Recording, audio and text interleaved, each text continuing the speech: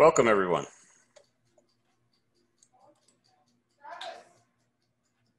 Thank you for joining us for today's edition of Super Simply Put Palms. Today's webinar is the third in a series of 6 webinars being hosted by George Nottingham, the president and founder of Groundworks of Palm Beach County Incorporated and Groundworks Texas. For those of you who do not know us, George brought Groundworks to life in South Florida in 1986. In 2001, we opened a specimen palm nurturing facility in Alvin, Texas, and then in 2007 and 2008, we planted out roughly 240 acres of cold hardy palms just up the road from our Alvin facility.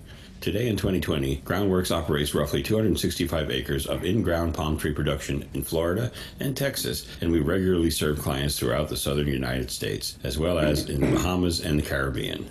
During our 34 years in business, Groundworks has focused almost exclusively on palms. George has lived a large chunk of these decades out in the field and on client sites and on our farm properties working with and learning from our palms. The primary focus of his career has been on learning the functionality and intricacies of mature specimen date palms, but his experience with many varieties of cold hardy palms and their performance under real-world conditions has been extensive. In this series of webinars, George's intent is to share the methods and procedures that Groundworks uses to consistently achieve success out on site.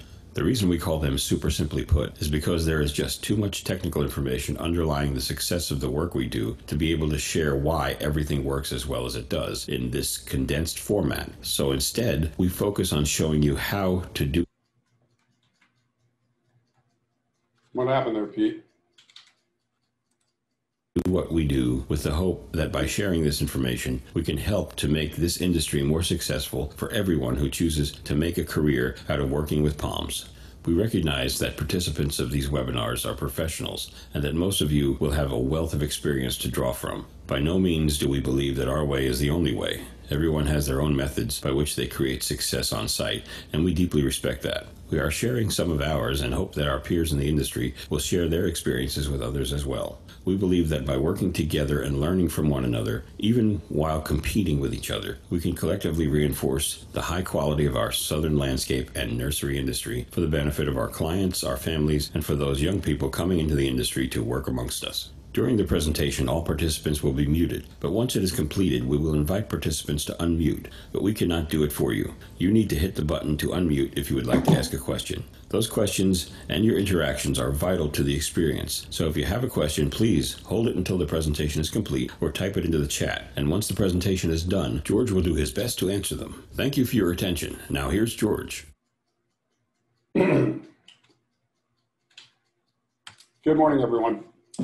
As you can see here, we are working on getting ourselves moving forward with all the webinars. This is the third in a series of 6 that we're doing. The one that we're going to work with today is engaging the installation of specimen palms.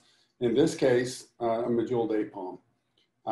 One thing I would tell you is that installing medjool is very, very similar to installing a canary or installing sylvestris.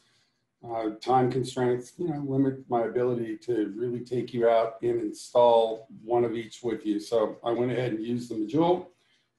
First thing, and something that I hope everyone fully recognizes, is that site safety, the ability to arrive on site and complete the operation and leave without any calamity occurring is one of the keys to success in our industry. And it's probably the most important one.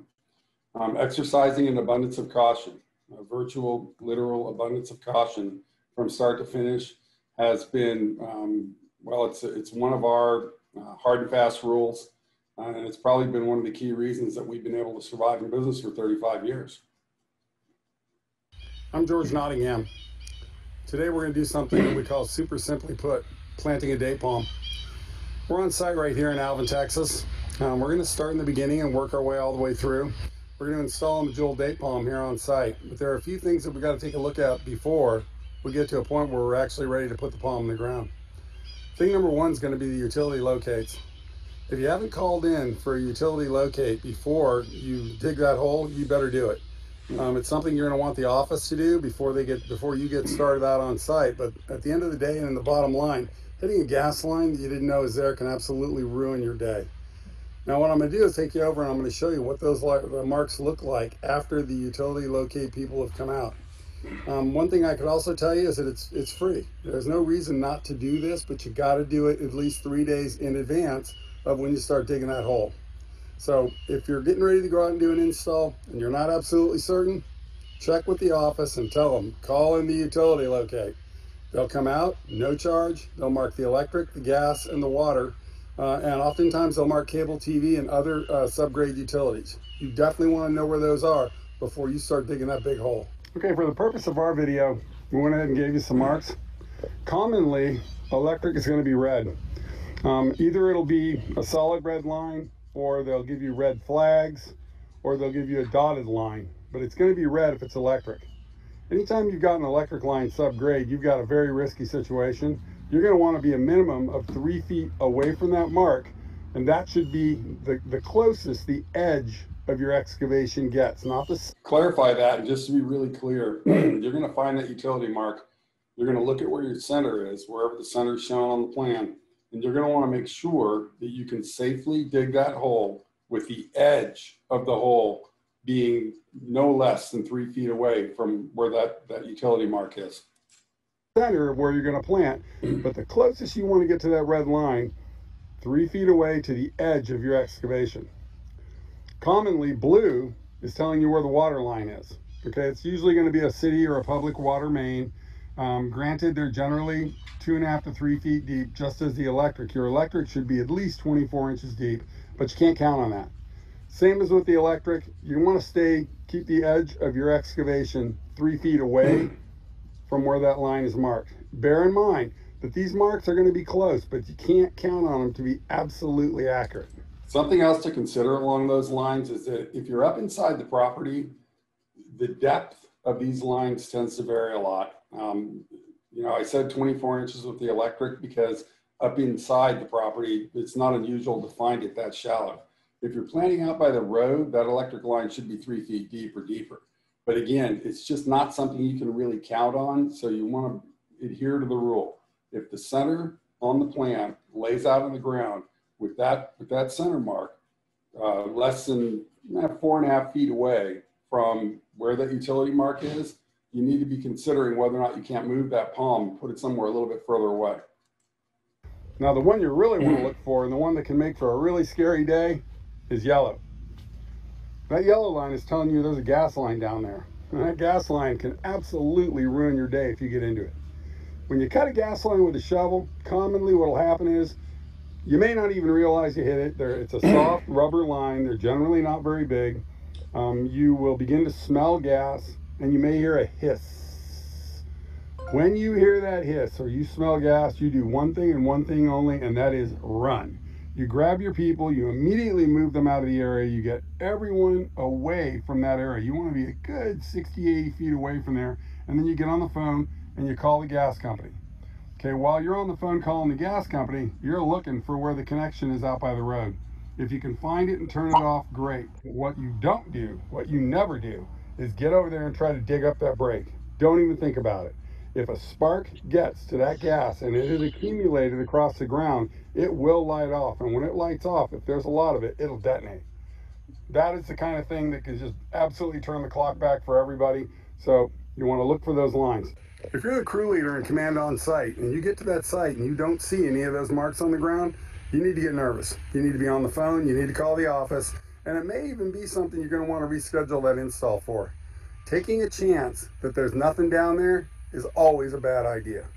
Now, if the general contractor on site is absolutely certain of where the utilities are, you might be all right.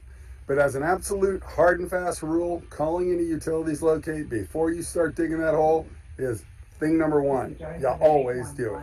You're not covered by insurance, and you can't use. Okay, we're going to move on from there. I got someone talking in my ear here. We're going to move on from there. Once you're real clear on where your utility marks are, then you're going to go ahead and you're going to be looking at your centers. The idea is to work both the two things together. Now, when marking the centers, you need to keep in mind you're going to be digging a real big hole. When you're ready to lay out where the palm is going to go on site, something you always need to keep in mind. These are very expensive palms. In this case, it's a medjool date palm. The owner is spending thousands and thousands of dollars, not so much just for the palm tree, but for how it's going to look when it's done. A big part of how it's going to look is making darn sure that you hit the center that the landscape architect intended. To accomplish that, obviously, you're going to have to put some marks on the ground. If you're a lucky guy and you got an LA who loves you, they're going to come out and they're going to mark it for you. But if they don't do that and you need to mark it, you're going to grab the landscape plan, you're going to figure out what the scale is, and you're going to measure from hard points on the site that also show up on the plan. In this case, we have the driveway, right? So we can measure on the plan how far from the edge of the garage, how many feet, in this case, north it is, to a line where that palm is meant to center, right? We can also measure from the hard point, the driveway, over on the plan to where the center is meant to be. So that gives us a pretty good idea. Once we know what this footage is on the plan, and once we know what this footage is on the plan, then we can go ahead and we can figure out on the ground with our tape what our actual footages are. So what I've done here is I've given you some marks. Now you'd say to yourself, geez, why are these marks way out here? I mean, that seems kind of senseless, doesn't it? But it's really not. I pulled the tape from here and I knew I had to come 25 feet down. I saw that on the landscape plan. I pulled the tape from here and I knew I had to come 25 feet out. I saw that on the landscape plan too. Incidentally, for any of you that have got a good eye, you can see that I didn't pull the tape when I did this just for the video. In any case, I think you get the idea. By lining up those two measurements, I ended up with a mark right here. Okay, that root ball is about 3.5 by 3.5 square. I know that my hole then is going to be at least 4 by 4 square. I also know that I'm going to cover all this area with dirt when I dig that hole. So if I just put my mark right here with nothing else, by the time that hole's dug, I have no idea where that center is. Now I can get my tape out when I've got the palm in the air and I could try to pull a tape and see if I'm hitting the center here and hitting it there. But a much simpler thing to do is just give myself perpendicular marks. So I've got a mark all the way to the outside, a mark all the way to the outside, a mark all the way to the outside, a mark all the way to the outside. These marks will survive my digging. That one's not going to. That one will be gone. And I'll have dirt all around here. But those marks I'll still be able to see. So when I go to hang the palm in the air and we're coming down into the hole, me and my guys have the ability to see these center marks and to hit dead center. If you miss the center, don't be surprised if you have to move the palm. It's very, very common that LAs and owners are extremely specific about where they want it. It's incumbent on you to get it right. This is just a simple way of accomplishing that. It goes hand in hand, of course, with being able to read the landscape plan and figuring out what your measurements are from fixed points, hard points that show up on the plan. Again, if you're lucky and somebody's willing to give you a mark, great.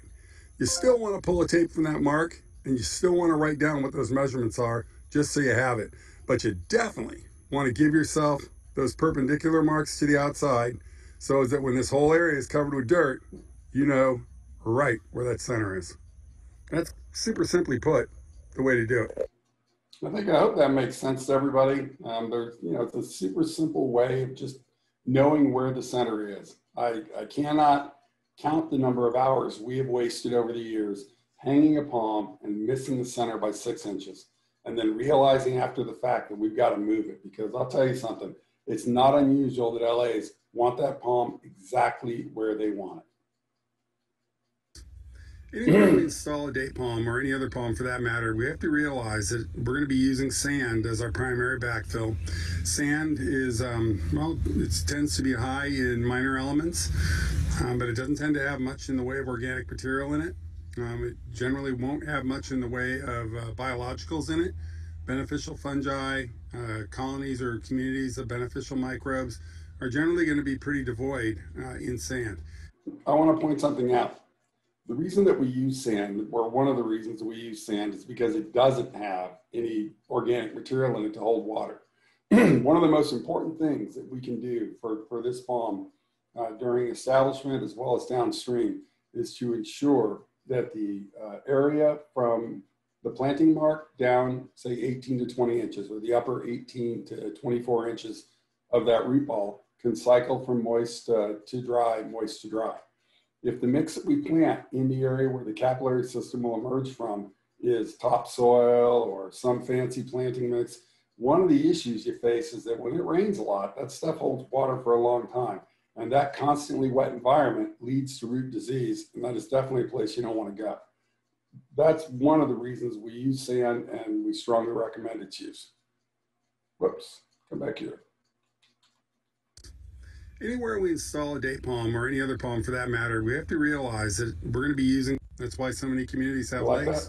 That lake is a product of having dug out a tremendous amount of fill and used it to build up the grades on the site. Well, that fill has been underwater, subgrade obviously, but generally submerged for who knows how long. Hundreds of years, thousands of years, who knows how long.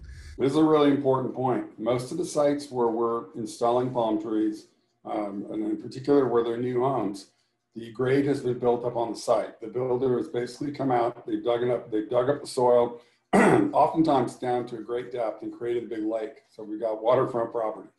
But that soil has been either submerged in the water table, or it's been so deep for so long that when it's brought up and utilized to build the grade, and then you're going out planting into it, it's dead.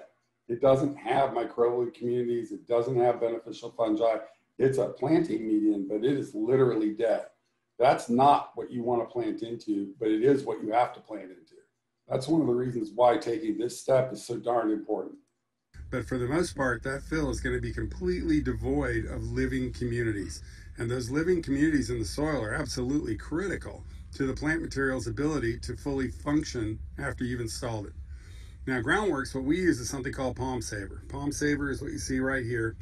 In essence, what it is a combination of spores of beneficial fungal communities, mycorrhizae in particular, but trichoderma and others, along with beneficial microbes. The combination looks a lot like a fertilizer, really, and it's actually got a little bit of fertilizer in it. We are going to mix Palm Saver into the sand backfill that we're going to use when we install this palm. This is not something that you have to do. A lot of people don't. You can probably get away with not doing it in some cases. It's reasonable to bear in mind that the root balls of the trees, palms, and plants that you're going to put in the ground, they're going to have some biological communities in them, and it's common that landscape contractors just rely on that and then hope that there are healthy communities in the soil they're planting in. I don't believe in going that route. I'm a firm believer that dig a hole, drop it in, and pray it lives is just not the greatest business model. I insist on augmenting the soils by using communities of beneficial microbes and benefit. Incidentally, for any of you that don't know Palm Saver, it's one product. There are many others. We're not an agent of Palm Saver. We do sell it, but we're not intentionally trying to promote just Palm Saver. There are many different products that are similar to this, so long as they have mycorrhizae and other beneficial fungi, as well as communities of beneficial microbes, they're fine. In a cup of the product that's in that container, there are literally billions or tens of millions of spores. So it doesn't take a whole lot. We tend to use it pretty liberally. You're going to see that. But what we're looking at is creating a healthy soil food web down the road for that palm to feed from. And in my experience, it's something that you always do. Beneficial fungi. Super simply put, you can pretty well guarantee that when you use a product like this, if you incorporate it correctly, that you're going to improve the performance of the plant material. It's not necessarily going to have any impact on day one or even on week one or even in month one, but there's no question in my mind that during the months and then years after you get done, having put this product in the ground is going to have a significant beneficial impact on the plant's functionality. And that functionality is what's going to lead to the thing that your client's buying. Now, in this case, we're planting a medjool date palm, and I can assure you the client's not buying a medjool date palm. They're buying how it looks. That is so important to keep in mind, because if you want that palm to have a full, healthy, happy canopy, if you want it to resist disease because it's real strong, you want to do everything you possibly can to create a healthy soil community that the root system can feed from. This is one way of getting in that direction. It's not a guarantee. There's no perfect world. But the truth of the matter is, and super simply put, we wouldn't be planting without it. As we get ready to plant this medjool date palm, there's something we need to consider that's very, very important. And that's the pH of the irrigation water that will pass through the sand layer to the emerging capillary root system. I'm going to stop there for a second, and I want to reiterate that. You can't necessarily impact the pH of sand. It's almost impossible. And it's very, very difficult to impact the pH of soil.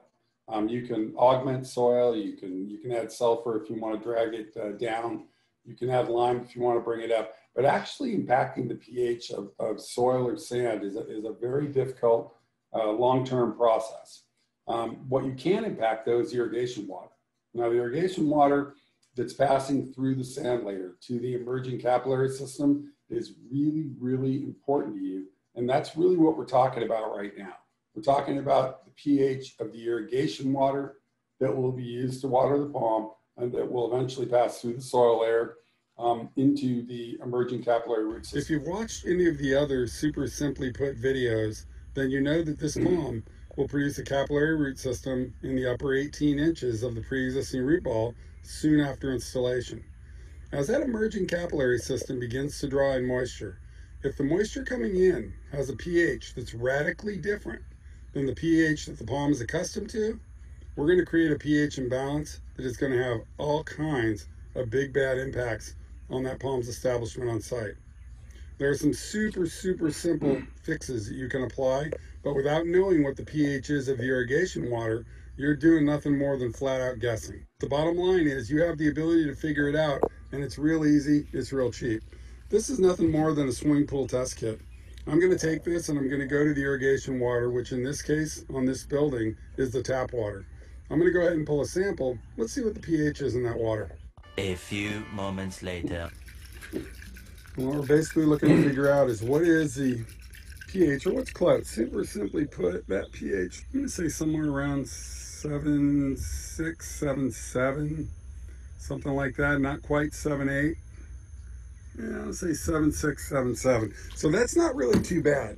That's going to be city water. That's off the building. It is city water. It's not well water. So that's going to tell me that when I say it's not really too bad, what I'm actually meaning is that I'm aware that the pH in the moisture in a medjool date palm arriving from the desert is going to be highly alkaline. It's going to be 8.2, 8.4, sometimes higher. That's when I say 7.6 is not too bad. Heck, 7 is neutral. 7.2 or 7.4 is great water for planting most things.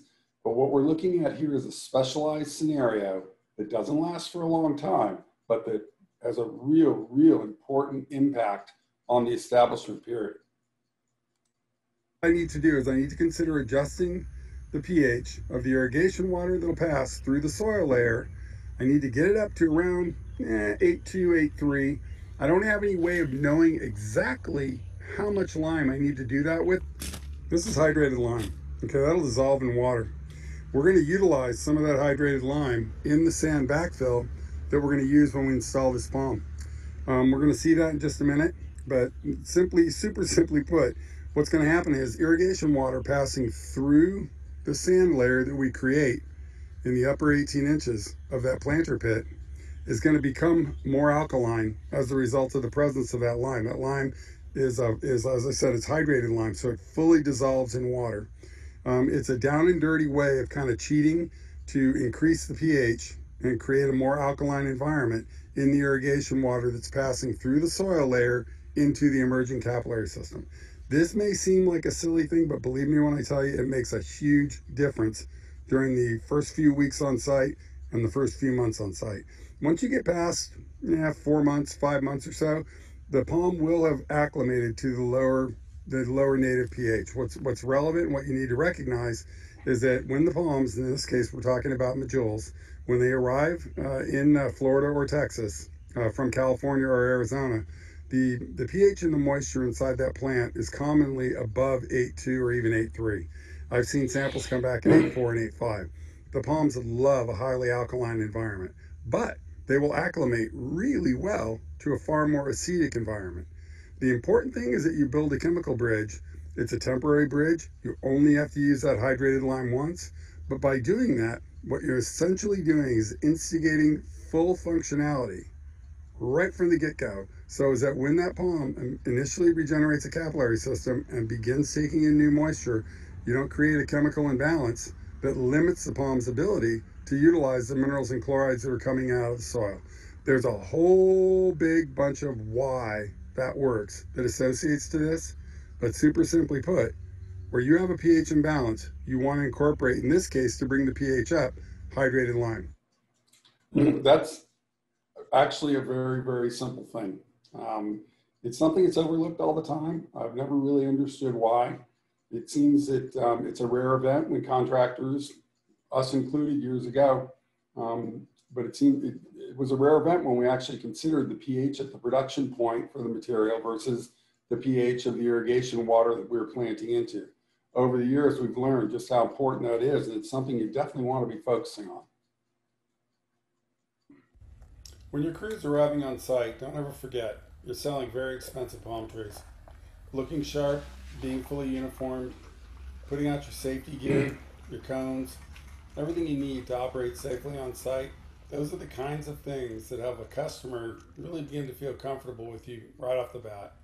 It sets the stage and creates a theme that will have that customer start to finish really happy that they have you out there doing this job. These are big, expensive palm trees. Your client's making a really big investment. It's incumbent upon you to see to it that they're impressed from the very moment you arrive. So you want to have a chat with your guys, you want to have them tight, sharp, and you definitely want to have them setting up to be safe from start all the way to the finish. Once the crew has gotten their safety cones out all the way around, you're going to want to start thinking about setting up your flagman out in the road. That palm's going to be arriving, in this case, on a 5500. Oftentimes, that'll be a tractor trailer. It's very important to remember that you're blocking a lane. Safety, in every respect, is one of the most important jobs you have when you're installing these big palm trees. At Groundworks, we're always vested. We've always got flagmen out in the road, and those flagmen will always have radios. Those handheld radios go a long, long way to ensuring that no one is yelling and trying to get the other guy's attention. When there's a vehicle coming, one guy knows without question that he has to hold while the other is releasing traffic, and you don't find yourself in a situation where you've got a tree coming off the trailer and you've got two cars coming to each other head on in a lane where maybe one of them's looking down at their phone. I can't stress it enough. Site safety will either make or break your day. You've just got to choose how you want that day to go.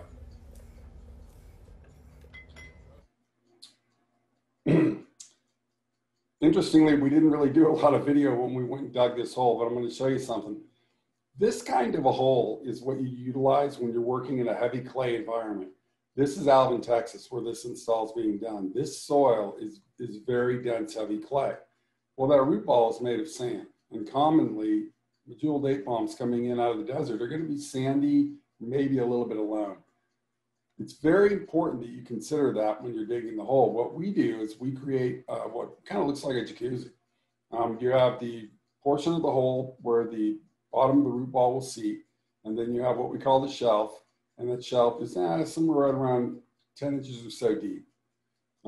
The shelf area is the area in which the capillary root system that will emerge from this upper aspect of the root ball will populate. And then the area down below that, for the most part, is actually counterweight.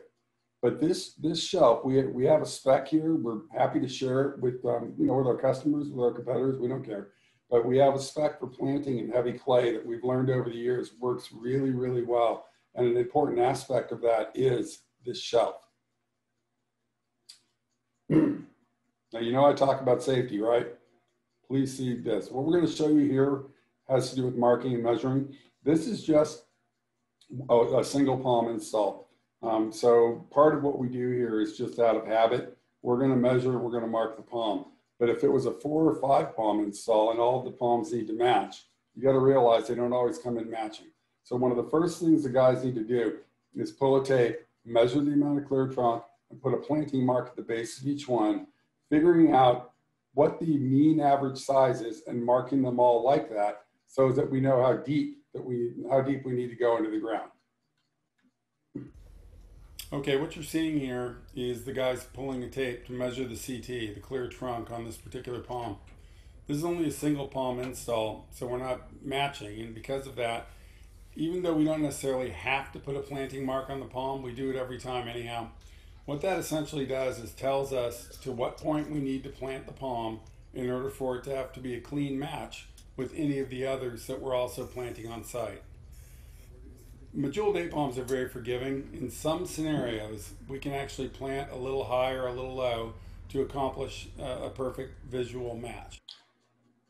That aspect, measuring the clear trunk, marking, and then measuring the root ball, is something most guys don't do, but it's something you want to encourage your people to do, because you'll get through your install with all of the palms looking really well matched, as opposed to having a high-low planting situation that causes that landscape architect to come out and frown. Ooh, that was my 30 minutes. I better get going here. So let's continue and move this along. The palms won't always arrive on site exactly matched, and as a result of that, we have to be paying attention to exactly how much clear trunk each one of the palms on the trailer has. Once you've gone ahead and you've pulled the tape, you've marked your planting mark, the other thing that you saw him doing was he actually measured the root ball, and all it did was tell him how deep that hole needs to be. That was communicated to some of the other guys. Now what you're seeing is they went ahead and they put on what's known as a cradling strap. That's the strap that goes around the bottom of the root ball. And then they brought a trunk strap up through the cradling strap, essentially not noosing around the trunk, but just wrapping around it. The loader operator is going to pick the palm up. He's using the trunk strap, that's the gray one, to pick it up off the trailer.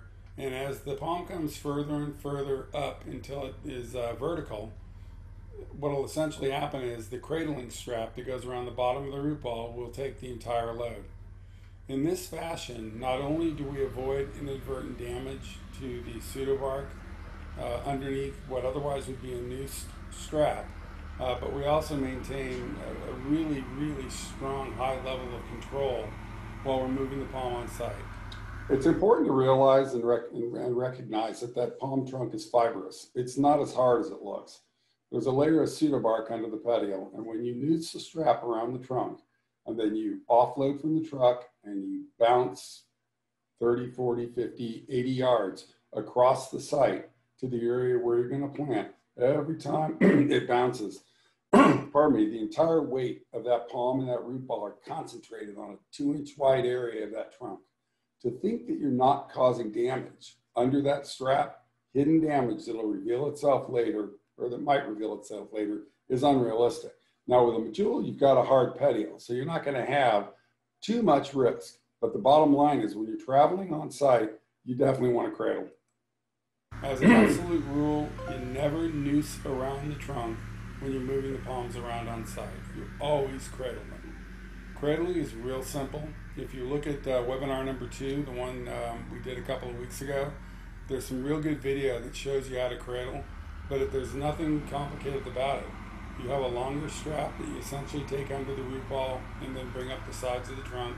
You have another strap that you call the trunk strap that just goes around the trunk and through the cradling strap. Once that's then hooked up to the loader or hooked up to the crane, you have complete control of that load. You also don't have a situation where you're constricting the trunk to some great extent that then oftentimes results in damage to the pseudobark. Now with Medjools, you've got a hard petiole, so constriction damage is not common. But no matter what, if you're moving around on site, cradling is definitely the way to go.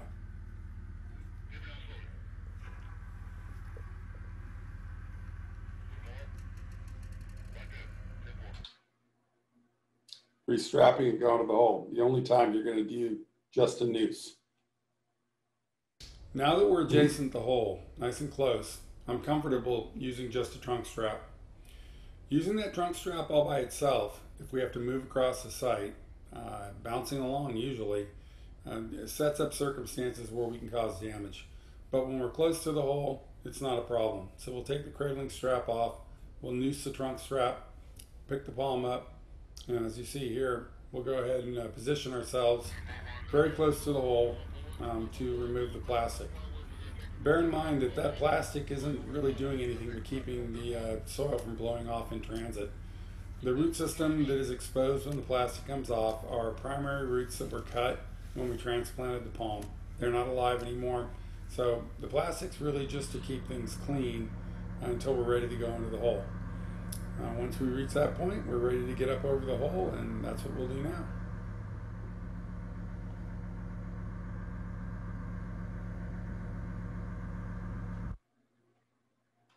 This is very relevant. Medules rarely come in perfectly straight. They're grown from shoots. Because of that, the shoot may have a slight curve at the base. It's incumbent on you to pay attention to that when you're going into the hole. Now, as you can see right here, there's a little curve in the base of that palm. If I put the palm in at that angle, then from the primary view, and the primary view is the point at which the client will most commonly, the angle at which the client will most commonly see the palm. That's something you always want to pay attention to. Take a look at the site, figure out where the palm is going, and then decide what's the primary view. What is the angle at which the client will most commonly see that palm? Once you know that, then you can go ahead and you can angle that little bit of a curve into the primary view, creating a situation that looks like that. Yes, there's a small curve. It's just how God makes the trees. That is a really important little thing, and I hope everybody focused on it because it makes a big, big difference to the final aesthetics of the project. You've got a little curve, you figure out where the primary is, you turn the palm so the curve is into the primary view, and that's how you install. The net result is it looks perfectly straight. Okay, we know where the primary view is. We've got the palm turned to the angle we want. We're putting Palm Saver now into the bottom of the hole. And as quickly as that's been done, we are ready to plant palm trees. So we're going to set the palm down into the bottom of the hole. It'll end up planted in this scenario. We're in heavy clay, so we're going to end up being about 10 inches or so, 8 to 10 inches above the final surface grade, which is the top of our shelf. As you can see here, the shelf is... Yeah, you can see that. That shelf is about 10, 11 inches deep. Okay, that's right about the top of the capillary system. When we plant, again, because we're in heavy clay, because we know we don't have a lot of drainage down here, we're going to end up with a little bit of a berm that comes right up to where that planting mark is. About 10 inches deep. Our planting mark is about 8 inches above that. That's about where we want to be in a heavy clay site with a medjool date palm. That shelf is really, really important because essentially what you're going to see here is we're going to use a native soil, heavy clay on site, to fill that space you see right there around the sides of the root ball and down to the very bottom of the hole. Now, taking clay and getting it to go down the sides is not easy. A combination of water as well as something like a 2x4 works great. We use those 2x4s to fully compact that clay all the way down the sides. We're going to work our way all the way around the palm doing this. This is part of the process that you do not want to rush. You want to take your time, you want to thoroughly compact, and you want to make sure that you don't leave a lot of subsurface weakness. The reason is simple. We are planting high. We're doing that because of the circumstances of heavy clay. But it also means that if you leave a lot of weakness down the sides of that root ball, the ability for the palm to lean, not fall down. It's not going to fall down on you pretty much unless we have a hurricane soon after planting. That palm's not going to want to move a lot. But what it will do is it'll settle into weakness. So if the guys rush too quickly, and if they don't thoroughly compact the clay going down the sides of that up to the level of the bottom of the shelf, then it's pretty likely that at some point that palm is going to lean. And that's all it takes to ruin the symmetrical appearance of the site. I can't count the number of times that I've gone out on site, hopefully not one of ours, but occasionally one of ours. Incidentally, you see my hand running around there. I had a guy on site and I was explaining this stuff to him while I was shooting the video. So no, I'm not completely insane. My hand isn't just dancing around, but that is the reason it's doing what it's doing. and seen one or two of the palms leaning a couple of degrees. It doesn't sound like much, but it absolutely destroys the symmetrical appearance of the site. The reason that we have that shelf is what you're seeing right here. I'm washing away some of the upper part of that root ball, and what you're going to see is capillary root regeneration. Those roots are there because this palm has been through our hydration program in Alvin. That capillary system is going to grow and proliferate during the first 2 months on site, and it's going to completely fill that entire shelf area. It's worthy of understanding that when the palms arrive from California or Arizona, there's no live capillary root system. Okay, during the first 3 to 4 weeks after we've dug the palms for transplant, the act of cutting the primaries instigates the regeneration of capillaries. Occasionally, conduction fails. Occasionally, the capillary system doesn't begin regeneration. It's the reason why we strongly recommend putting the palms through hydration in our nurturing facility before we fly them up, for instance, onto a pool deck or somewhere where they're going to be going where you need a 200-ton crane to plant them. Once this capillary system has begun regeneration, we know we're in good shape. We know conductive pressure is reestablished. We know the motor's running. And that pretty well means you're going to install without having an overt risk of loss. That capillary system is literally the whole ballgame. And it literally is. Without the capillary system being healthy, everything else fails. If the capillary system is healthy and you nurture it by creating circumstances such as you do, by the use of this shelf and by the use of that sand, and in this case, lime, mulch, palm saver, fertilizer, backfill in that upper 18 inches, you create an environment that makes it really happy. And where it's really happy, no matter what happens further down, I don't care if the water table comes up to within 24 inches of the surface of the soil, I'm telling you that palm will outlive all of us. They're amazing. While the guys are finishing backfilling, one of the other guys is sprinkling hydrated lime over the sand mix. That sand mix already has palm saver and a little bit of cypress mulch in it. This is a super simply put application. We know from experience that roughly 4 pounds of hydrated lime and about a half a yard of sand will adjust the pH in the irrigation water by roughly half a point. That's about what we're aiming at here, so that's about what we're using.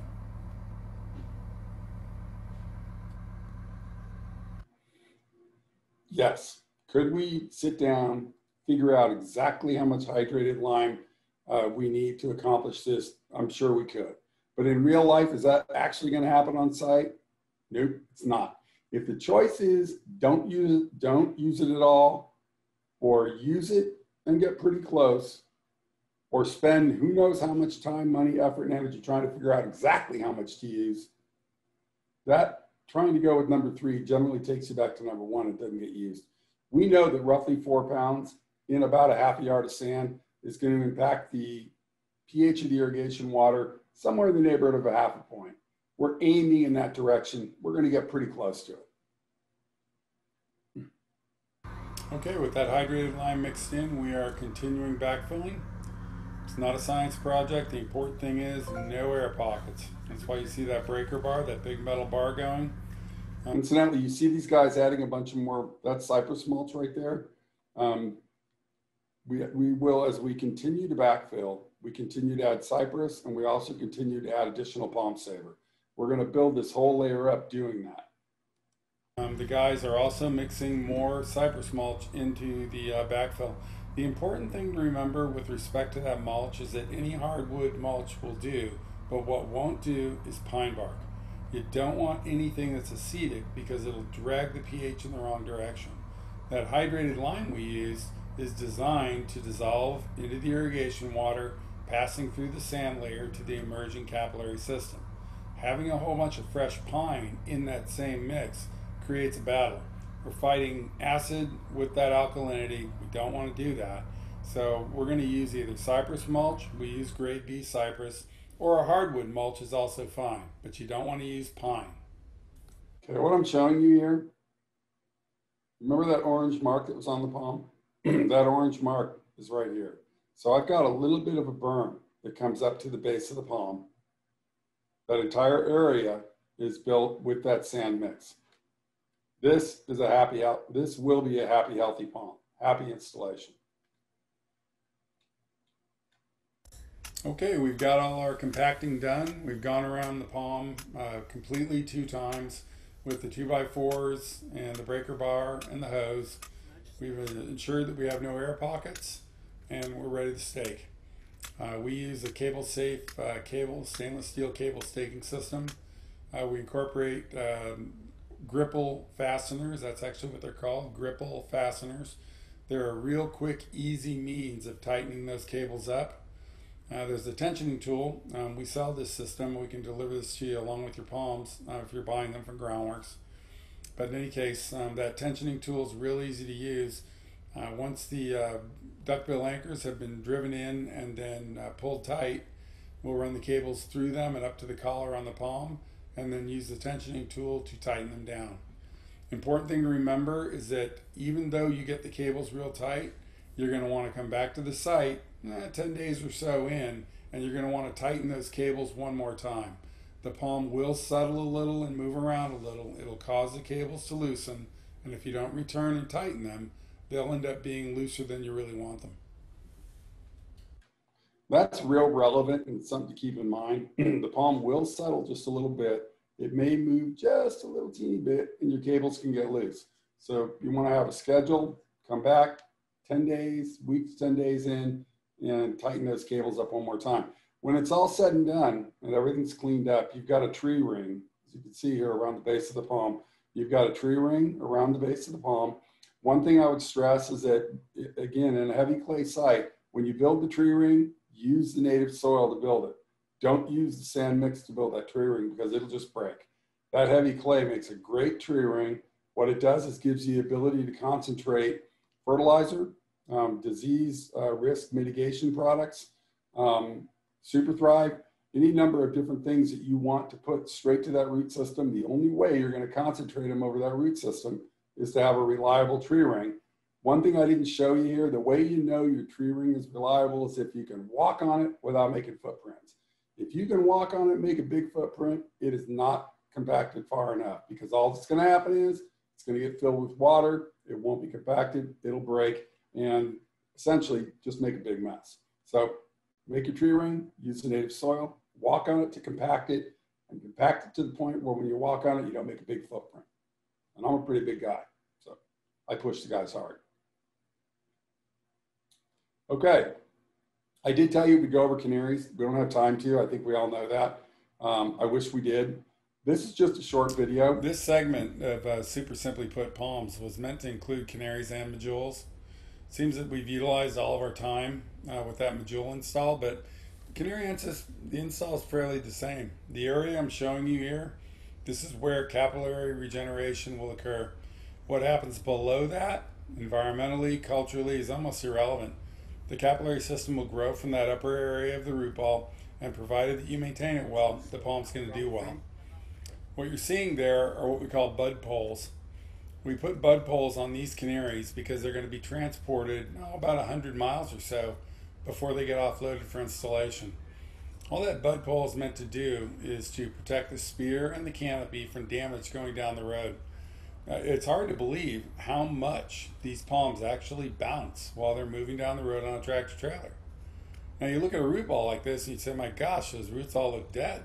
And the truth is, you're right, they are. All of the primary roots that we cut when we transplant these palms die back. That entire root ball is really nothing more than counterweight. Up inside the root ball, there are a few live roots that hadn't grown out far enough to be cut when we transplanted the palm. But for the most part, that big chunk of dirt and roots is primarily counterweight that we'll use to plant it. This area is where the capillary system will grow out from, and it's that area that we're going to be very, very aware of. We'll do another video on this, on installing canaries. We just didn't get to it this time. Okay. I think we are sending everyone an invitation. By the way, that's Alvin the crawfish. Alvin lives on our property up in, yes, Alvin, Texas. And he wanted to say hello.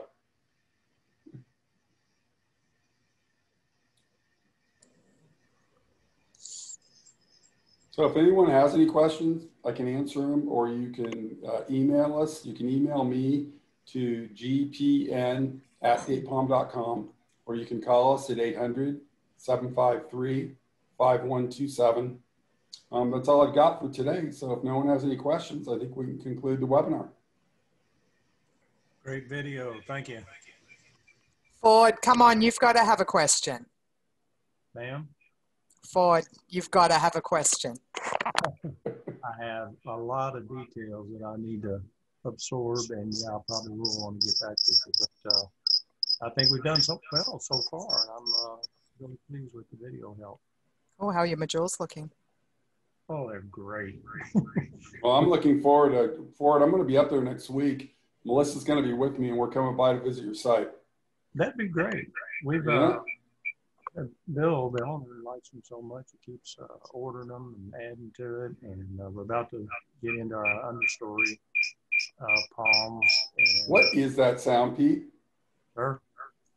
That is something on Ford's end. He must Okay. have a speaker and a microphone close to each other. Yeah, well, I don't know anything about these. We're all learning, believe me. We all are. All right, well, listen, Pete, am I all done? Travis, you don't have any questions? I don't think, does everybody know how to unmute? Here he Pete? comes. I don't think they Here do. he comes.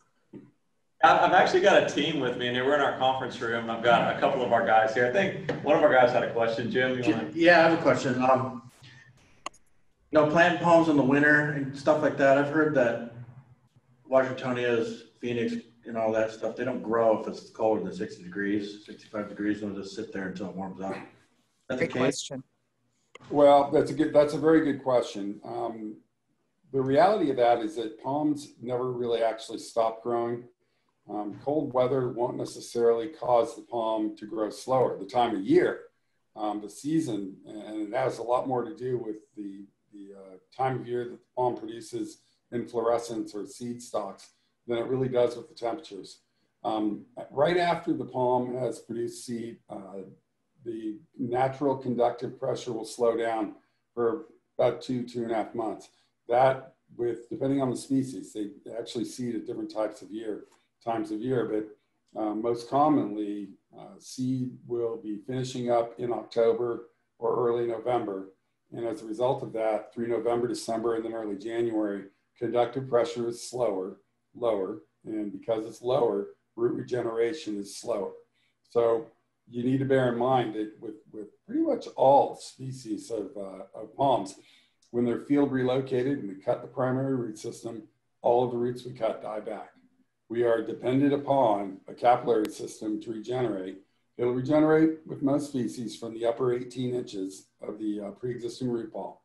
And when conductive pressure is at its lowest, root regeneration, as I said, is slow. Now, what that means is the palm can stand there on site, and what it's essentially doing is going through a state of general weakening until that capillary system has emerged and we've begun to induct fresh water. During that window, there is an increased degree of susceptibility to environmental damage from a hard freeze and to damage from disease. Most of the diseases that could impact the palms that we all use, most, not all, most won't infect a strong, healthy palm. That doesn't apply to phytoplasma disease, but it does, well, it does to an extent, but it doesn't necessarily apply to phytoplasma disease. It does apply to things like Phytophthora. But the simple reality is that when you plant in the winter, you're planting at a time, and I'm going to say from say November through January, you're planting at a time, the root system will grow slower, the palm will weaken a little as a result. If we get a real hard freeze, a nasty freeze, the fact that there's very little conductive pressure moving potassium through the tissue will cause a significantly higher degree of visible freeze damage, an exacerbated degree of visible freeze damage than you might otherwise have gotten. And in the event an airborne pathogen comes along and infects the palm, it'll become infected far more readily.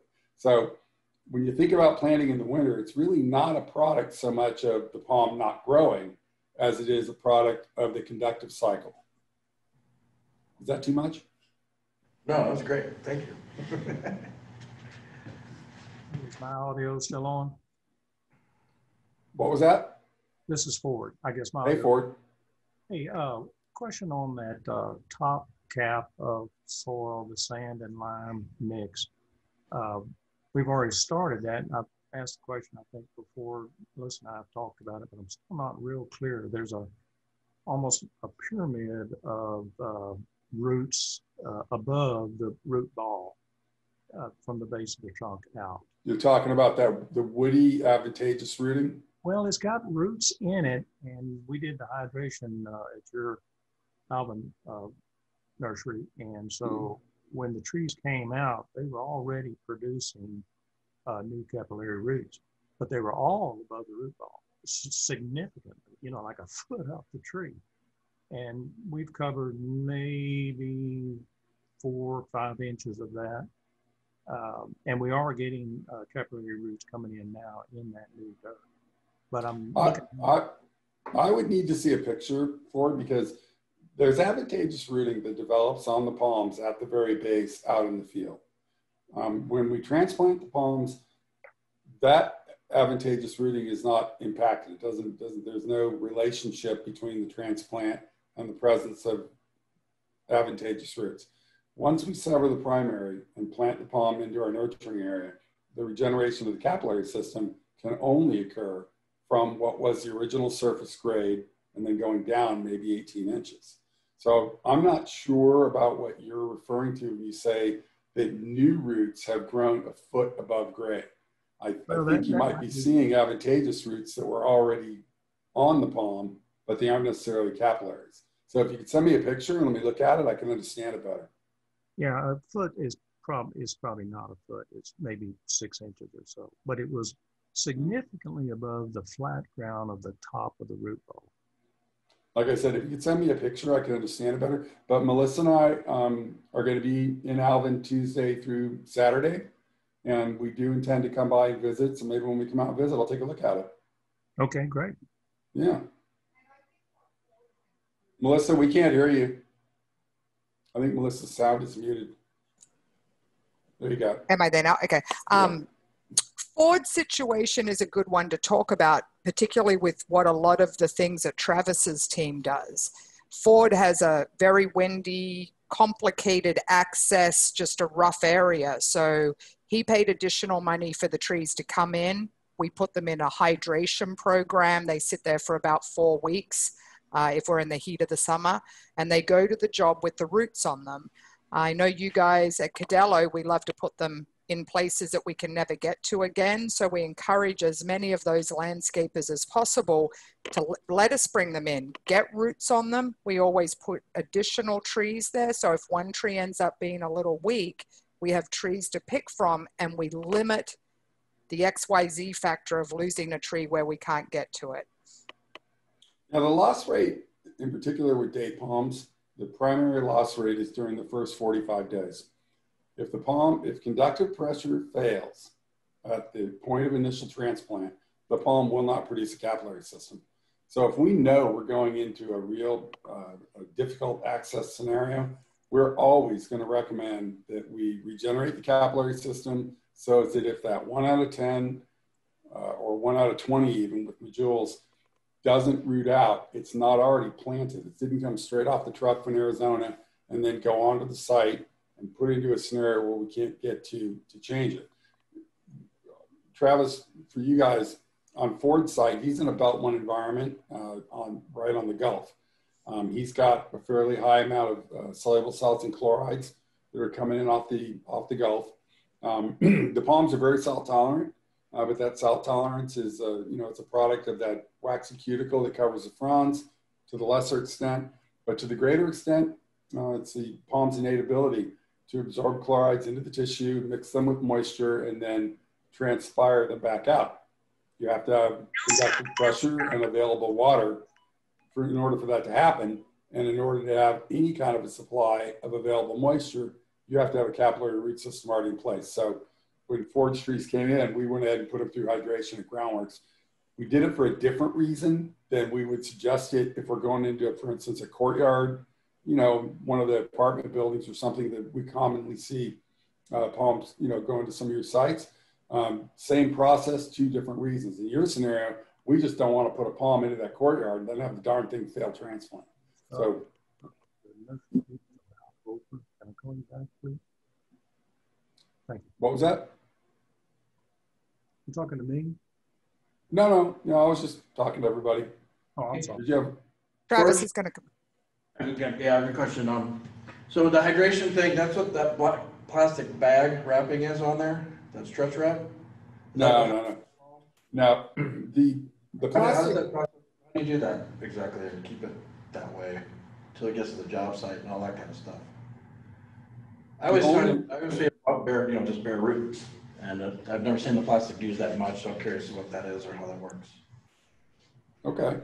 The plastic that's wrapped on the root ball is nothing more than avoiding a lot of sand or dirt falling off the root ball. It has no other purpose. Doesn't do anything at all. When we cut the primary root system out in the desert and we take the palm out of the ground, we essentially murder the entire root system that we cut. It's part and parcel of moving a date palm. The primaries you cut die. That means then that the palm has to regenerate a capillary root system, which is the normal, immediate first thing that happens when you cut the primary. You cut the primary, it instigates natural regeneration of a capillary. Well, occasionally, conductive pressure ceases and fails. The transplant literally kills the palm. Doesn't happen very often, very rare, but it does occur. And for some strange reason, good old Mr. Murphy of Murphy's Law will decide that the one tree that's not going to make it is going to be the one that we use a 200-ton crane to fly into a courtyard. He'll never kill one that's right on the side of a road where we can get to it. So we know that there's a small degree of risk. We know that during certain months of the year, that risk is almost nothing. March, April, May, June, almost nothing. Conductive pressure is really high. July, August, September, conductive pressure is good. However, the palm is utilizing a significant amount of moisture and carbohydrates to produce seed. We know that October, November, that seed is coming off. We know the palms will be at their lowest amount of available moisture in the tissue during those months. That makes that transplant risk go up to 6-7% during those months. We also know November, December, and January, there's an 8 to 10% risk, environmental risk of losing the palm. So we know that if we're going into a tough access environment, or if we're going onto a site where we have an environmental scenario that's challenging, we want to bring those palms in, put them into the ground in Alvin, put them through a nurturing program that allows for time to regenerate that capillary root system, so that when we pop it back out of the ground and wrap it in plastic, at that point, now the plastic's doing something that's a little more valuable. It's protecting those young capillary roots that have emerged and are visually evident right there at the top of the root ball. But with the exception of either just keeping the dirt from falling off, or if the palms have been through hydration, protecting the capillary system, the plastic doesn't do anything else. Helaman kind of helps. I was on mute, sorry. So you import them from wherever, California, Arizona, and you heal them in your yard here, and then ship it back out to ensure their success. That's pretty awesome, I think. We're gonna make sure we respect that. Get that figured out. Well, at the end of the day, and I'll tell you something, guys, we stress it all the time because too few of our clients understand this. Nobody is buying palm trees. Everybody is buying how they look. And if we put a palm on site, and for whatever reason, conduction is not as strong as it could be, and bear in mind, they're living things. They're not all going to respond exactly the same way when they're transplanted. Some will transplant really well. Some will transplant okay. They don't die, but they don't establish quite as quickly. And then some, occasionally, will flat out fail transplant. In order for us to be able to ensure that the client is going to get what you sold them, that powerful aesthetic, there are steps that we have to take. Now, what we're governed by, what we're bound by, is the economics. Many, we have competitors, and if a competitor is willing to load the trees in Arizona and ship them directly to the job site at X dollars, they're not handling them, they don't have any additional investment. So you have a lower price point. When the contractor is bidding the job, if the spec doesn't include hydration locally in Alvin or locally in Houston, then each guy bidding that job is going to bid it for the lowest possible number, and they're going to ask us for that number too. Well, the lowest possible number is we dig the trees in the desert, we ship them straight to the site. That means we're not handling them again. It also means that we're not enduring the risk of loss. That risk of loss, whatever it is transmitted directly to the contractor.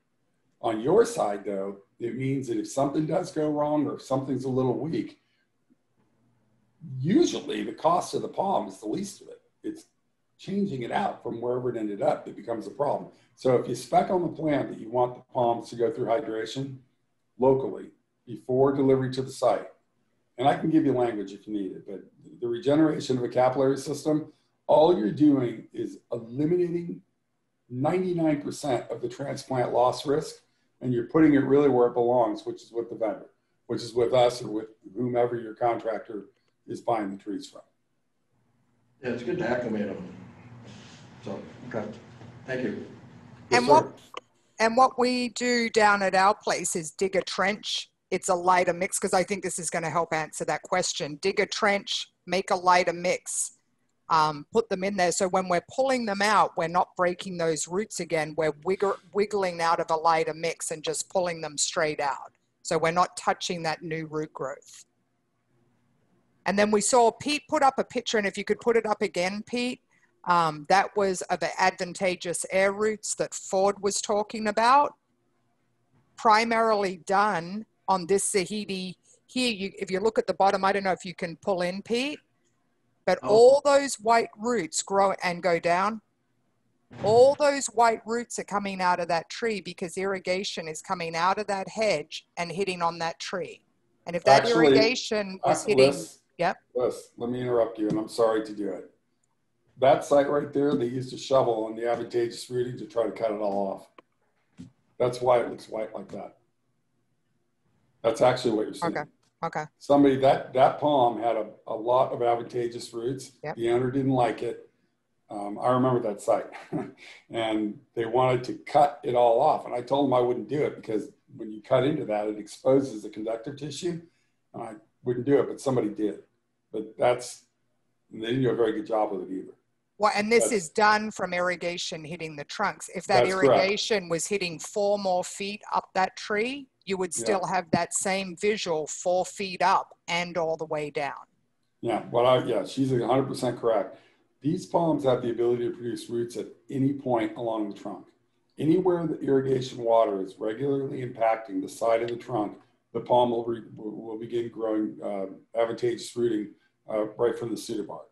You can avoid it by water sealing the trunks periodically, but generally where they're planted in grass, if nothing is done over a period of years, you will get a greater and greater and greater and greater degree of advantageous root growth.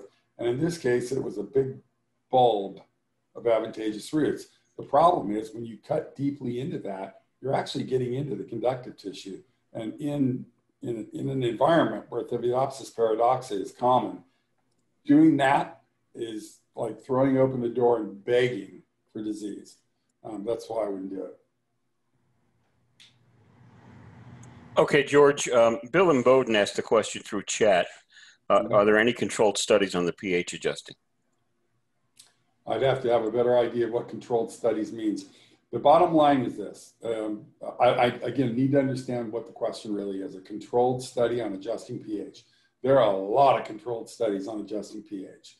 Whether or not there's a study on exactly how much lime you would use, for instance, to adjust the pH to what degree in irrigation water, never that I've ever seen. I've never really been that concerned about it, to be perfectly frank. What I'm looking for is functionality. I've found that, again, over the years, having installed, I don't know, somewhere over 3,000 or 4,000, literally, date palms in that market and in Louisiana, that I can use roughly 4 pounds of hydrated lime if I'm looking at roughly half a point or somewhere in the neighborhood that I need to go after. Now, there can definitely be some science behind it. I haven't put the time into it because I've found over the years that what we're doing works really well. And I've found over the years that when we don't do it, the palms go through a pH imbalance that generally has the palm standing there. And I'm sure the LAs there have seen this. I know contractors have. but you have Jules planted on site. They don't die, but they don't seem to be living. They just stand there and they do nothing. They lose one frond here, they lose one frond there. Canopy's still there, but they just don't seem to be doing anything. And then one day, 4 months later, you drive by and boom, all of a sudden it looks like it started growing. What you're seeing is the palm having naturally acclimated to the pH imbalance that was instigated on the day they went in the ground.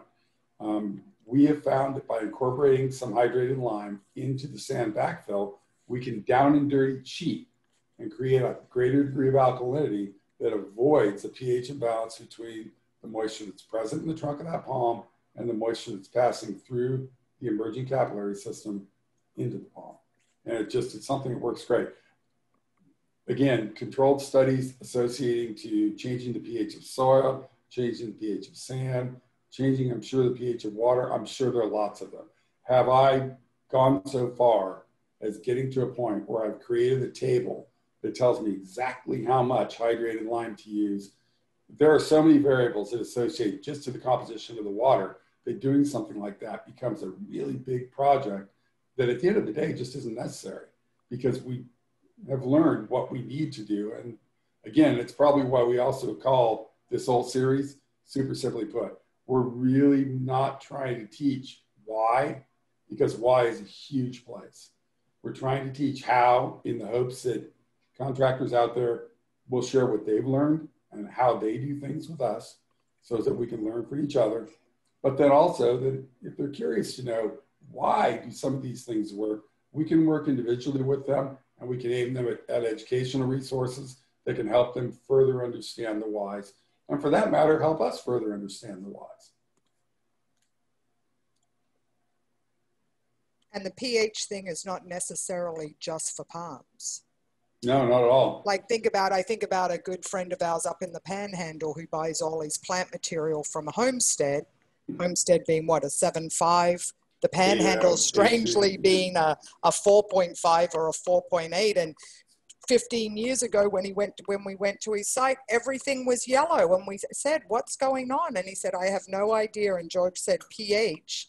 And through different projects up there adjusting the pH, he now doesn't have yellow plant material, he has green.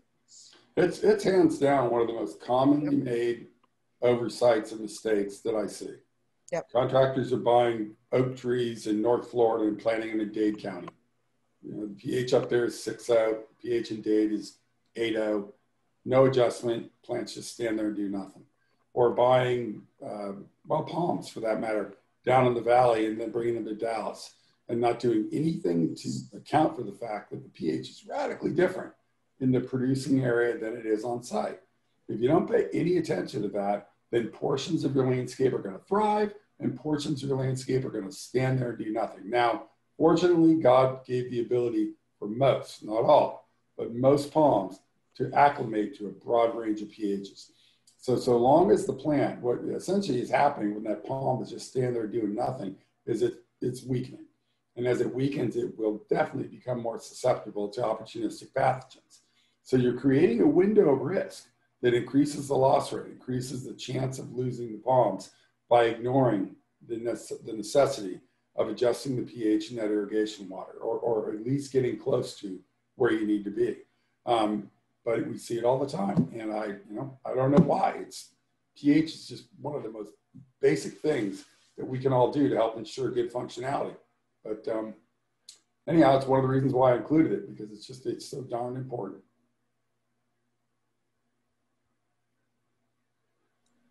Anybody else have any questions? Hey, George, I have one more. I noticed you don't club the fronds here. I'm sorry, say that, I lost you for a second. Fronds? In other words, you don't control the trims, they snip the ends off. Tipping. Oh, right. Yeah, that's the way I call it, clubbing, tipping. Like they do in Palm Springs and out in the West. You do cows? I've always been kind of a point of contention. It's like, well, you don't need to do that, really, do you? We never did it with canaries. And I see that you don't do it either. I just wondered if you had any thoughts on it. Humidity. It's humidity, you don't need it, right? Yeah, here's the deal. If you could look at those palms through a lens that showed you water vapor, if you could look at the canopy through a lens where you could see water vapor, what you would see is a big corona over the top of that palm. When it's fully functioning, palms transpire very heavily. They process moisture through the root system, they utilize it for all kinds of different plant processes, and then they shed excess moisture via transpiration. It's like sweating. So you've got a corona of moisture. When we cut the root system to transplant the palm, we're not turning off the tap. The palm will continue to transpire. If the palm is not full of moisture on the day that we cut the primary root system, then the loss rate on those palms is going to be a lot higher, simply because the palm will continue to transpire. Now, we have learned, well, first we all know, especially in your chair, that nobody's buying these palm trees for any reason but to look at them. We know that if we tip them and we cut off part of the canopy, they're not going to look as attractive, and it's going to take quite a bit of time, especially with a date palm, before we get back to a flowing canopy. So if we don't have to tip, we don't want to. Well, in an 80% humidity environment or a 75% humidity environment, the palms, the fronds themselves will absorb a significant amount of moisture right out of the air. Because of our humidity, we have found that it's not necessary to tip. The only reason people tip is to slow transpiration. That's the only reason they do it. The palms transpire most heavily from the tips of the fronds and most heavily from the tip of the frond. So when you take off the upper 2 feet, what you're kind of doing is closing the tap.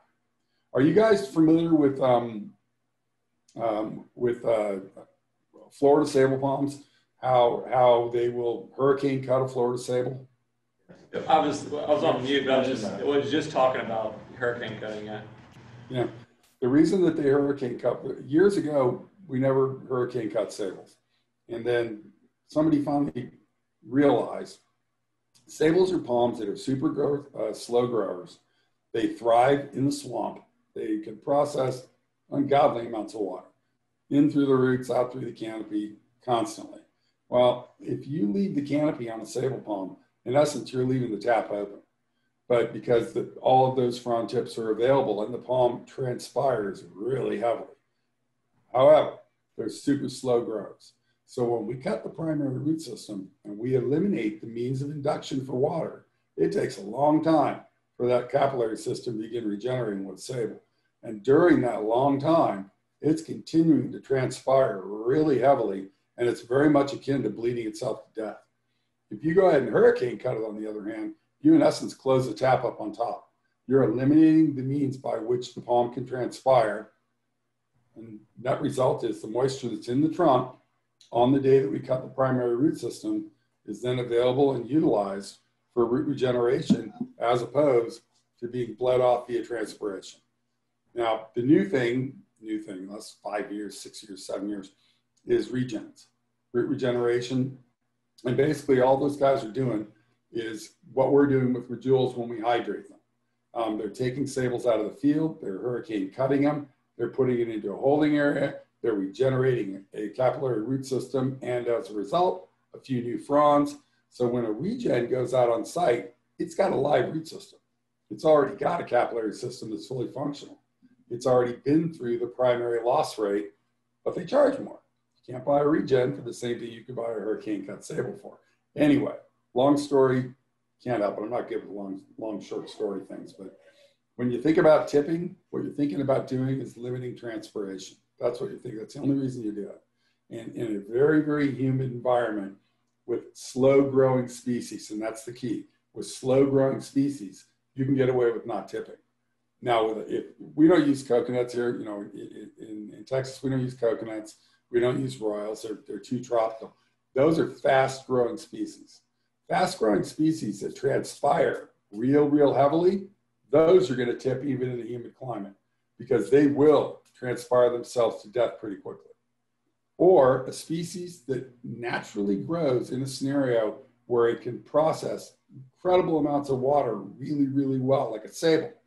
Even in a humid climate, you're going to want to tip that, or you're going to want to regenerate it, or do what we call hurricane cutting. But for the most part, with slower growing palms going into a humid climate, there's no real need to tip because capillary regeneration occurs in 3 to 4 weeks, and it's quickly, as those root tips emerge, boom, they begin taking in moisture. Now, it takes time for the root system, for the capillary system to aggregate. As its mass grows, the amount of moisture it can take in grows in step. But we have found over the years that that trade-off between what our client wants, which is a tropical looking palm, not a crop palm, and what we can get away with horticulturally, we meet in the right place with certain of these species in a humid climate.